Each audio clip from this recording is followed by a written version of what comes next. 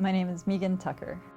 I was diagnosed with stage 3 colon cancer in July of 2011. I first approached my doctor with symptoms in 2009, and they were quite easily dismissed as something not significant. I've probably downplayed it. I know that my family tends to pride themselves on being able to handle difficult situations and having somewhat of a tolerance for pain. I think that was definitely the wrong time to be advocating that.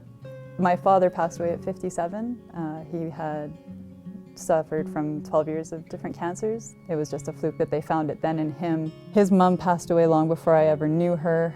Her brother had passed away. I never met him.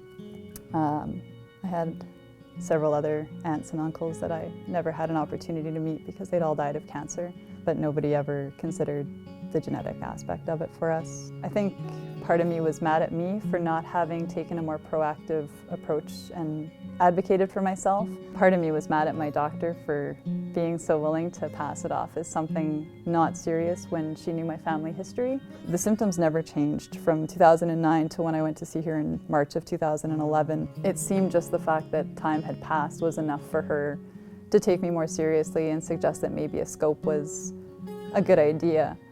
And even that was never something considered urgent.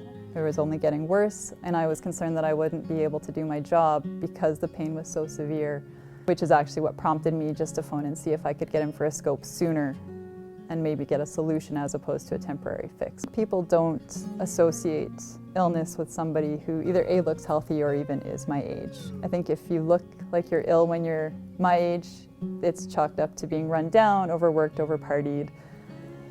A lot of simpler ideas than what can actually be taking place. So I think people just are quicker to judge. I don't think they necessarily mean it maliciously, but I get a little bit sick of having to explain to people that, no, I need to take a half-day sick day for tests. No, I'm not sick. No, I don't have the flu. No, I'm not coughing and blowing my nose everywhere, but it doesn't mean I need that time off any less.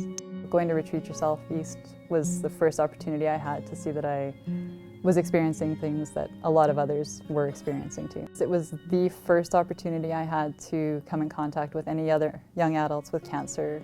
I went home and realized that I needed more of that. I just needed that kind of companionship. I really needed to be in that society where I didn't have to explain myself or have anybody question why, you look healthy, but sometimes things aren't always what they seem.